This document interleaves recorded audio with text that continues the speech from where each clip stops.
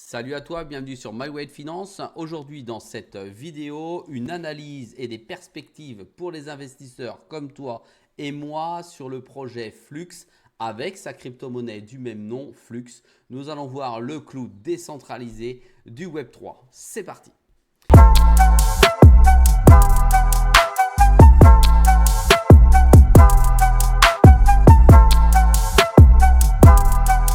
Sois le bienvenu dans cette vidéo. Je te rappelle qu'ici, il n'y a pas de conseil en investissement. Je te montre ce que je fais et comment je le fais. Nous allons voir une courte analyse sur le projet, comprendre à quoi il sert, comment il fonctionne, voir les avantages et les inconvénients, voir les risques pour nous investisseurs si on se positionne dessus. Je te révélerai également les prévisions pour 2025 selon les analystes et je te donnerai ma prévision personnelle sur cette crypto-monnaie. Allez, on part tout de suite dans les méandres des informations concernant le flux. À quoi sert le flux? Le constat toujours d'une crypto-monnaie part d'un problème. Si tu connais déjà mes vidéos depuis bien longtemps, parce qu'il y en a une tous les jours à 6h du matin. D'ailleurs, n'oublie pas d'aller t'abonner et de mettre la cloche si tu veux avoir mes analyses sur les crypto-monnaies. C'est l'Internet aujourd'hui est complètement contrôlé par les géants. Effectivement, le cloud aujourd'hui est maîtrisé à la fois par Amazon avec AWS, sa société de cloud, d'accord, qui héberge aujourd'hui de grosses sociétés européennes et notamment françaises, mais également américaines, voire mondiales. Et comme les lois ne sont pas les mêmes, effectivement, les informations peuvent filtrer et peuvent être réglementé de manière différente. On a également Google, on a également Microsoft dans la partie, d'accord? Et donc cela peut créer une censure de l'information et des coûts élevés puisqu'ils monopolisent le marché, même s'ils sont trois géants, ils monopolisent le marché et les coûts finalement peuvent être de plus en plus exorbitants. La solution de Flux, c'est quoi? Eh bien, c'est de mettre un cloud, d'accord, qui appartient à tout le monde. Il propose finalement de créer une solution qui est un réseau mondial où n'importe qui peut louer finalement de la puissance de calcul sur son ordinateur et être récompensé pour offrir une alternative décentralisée, résiliente et moins chère. Pour faire court, tu peux louer une partie de ton système informatique au travers de ton disque dur avec leur OS. On va voir, le OS, c'est le logiciel, d'accord, qui est lui centralisé. Tu te connectes dessus et tu peux allouer une petite partie. C'est comme si tu compartimentais ton disque dur et allouer des RAM et ton disque dur à qui tu veux, au réseau mondial. Et tu vas avoir des micro-informations qui vont venir sur ton ordinateur se stocker. Le gros avantage, c'est que tu seras rémunéré pour ce travail, en tout cas le travail de ton ordinateur. Donc tu peux imaginer un réseau mondial monstrueux qui répartit finalement la charge de travail, qui répartit la valeur financière du travail, puisque c'est tout à chacun qui pourra contribuer au développement de son réseau. Alors l'idée, elle est excellente et elle est ancrée dans la réalité. C'est ça le plus important, c'est-à-dire que ça peut devenir très rapidement utile pour tout le monde si on veut décentraliser notre information et on veut la stocker à moindre coût. En gros, j'ai appelé ça le Airbnb de la puissance de calcul parce que deux notions à avoir. Le fournisseur, il est propriétaire et le développeur, il est voyageur. Je m'explique. Les personnes qui sont partout dans le monde et qui vont exécuter ce qu'on appelle des flux nodes, d'accord, sur leur ordinateur, c'est-à-dire toi et moi, on va louer cet espace sur l'ordinateur et on va louer l'espace et la puissance de calcul qui sera inutilisée lorsqu'on est connecté à l'ordinateur. Là, je suis connecté, je pourrais avoir le FluxNode qui est connecté directement sur mon ordi avec leur OS et toute cette partie que je n'utilise pas, je pourrais finalement être rémunéré parce que je vais la louer à ceux qui en ont besoin. Et pour les développeurs, finalement, ils vont pouvoir développer leur site web et applications à un niveau mondial et ce sera payant pour les ressources utilisées directement en jetons Flux. Imagine que tu es développeur, tu as ton site pour ton entreprise, tu souhaites faire du commerce en ligne, tu souhaites faire, je ne sais pas, avoir un site statique, une app, Tu vas pouvoir la faire héberger par petits morceaux, bien entendu, sur différents ordinateurs. Ça veut dire que personne n'aura réellement accès à tes informations parce qu'elle sera, comme en peer-to-peer, coupée en plusieurs parties. Allez, les avantages clés du projet, c'est qu'il est utile dans le réel. Ce n'est pas une affabulation de développeurs où on se dit peut-être que quelqu'un va utiliser un jour cette technologie. La réalité, c'est qu'aujourd'hui, on l'utilise et on paye des sommes folles sur des réseaux et des infrastructures finalement qui sont physiques et qui sont centralisées. Quand on donne nos données à Google, quand on donne nos données à Microsoft ou à Amazon, ils centralisent nos données, même si elles sont dans un cloud mondial, tout leur appartient, les data centers leur appartiennent.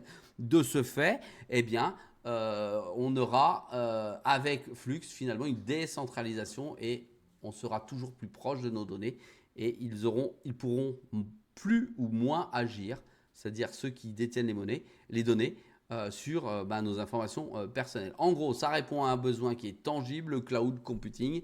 C'est ce que l'on appelle le narratif du DePIN. D'accord ? Voilà.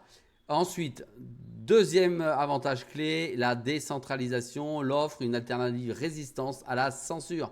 On ne peut pas te censurer ton information, elle est propre à toi, elle est divisée sur une multitude de supports et on ne peut pas donc annuler cette information, elle est toujours existante dans la totalité du réseau. Troisième élément, une incitation économique à utiliser ce réseau et à louer ton réseau sera mise en place. Donc, elle devient ultra intéressante parce qu'elle va finalement créer un modèle économique qui est clair pour accroître le réseau. Toi comme moi, on peut louer notre espace. Toi comme moi, on peut louer un espace et ce sera beaucoup moins cher que sur les clouds d'aujourd'hui. Voilà. Quand tu sais que par exemple sur une caméra de vidéo de surveillance, tu as besoin d'un cloud et d'une connexion et puis que ça peut monter à 9,99 €, 16,99 €, 24,99 €, c'est un petit clin d'œil pour ceux qui ont des caméras de sécurité, ben là tu vas pouvoir les connecter à distance dans le cloud qui sera divisé pour mieux régner sur la blockchain de Flux. Allez, l'analyse des risques concernant cette crypto-monnaie. La concurrence avec les géants. Ça, c'est le truc le plus important. Affronter AWS, c'est facile à dire comme ça derrière une caméra et derrière un micro. Google Cloud, Microsoft, Azure. Mais en réalité, pour Flux, c'est un défi immense en termes de ressources et surtout de relations commerciales qu'ils devront avoir avec leurs futurs clients comme toi et moi. Attention, nous, on regarde ça en tant qu'investisseur, mais tu pourrais être amené à louer ton espace. Ensuite, deuxième analyse du risque, défi d'adoption pour les développeurs. Est-ce que les gens vont vouloir dépendre d'une capacité, d'un réseau blockchain? Ça, c'est moins certain. Est-ce que ça va attirer les développeurs? Ça, c'est moins certain. Est-ce qu'ils vont vouloir construire leur application et créer une demande réelle? Ça, c'est moins certain parce que la confiance ne se gagne pas forcément avec la décentralisation lorsqu'on est développeur.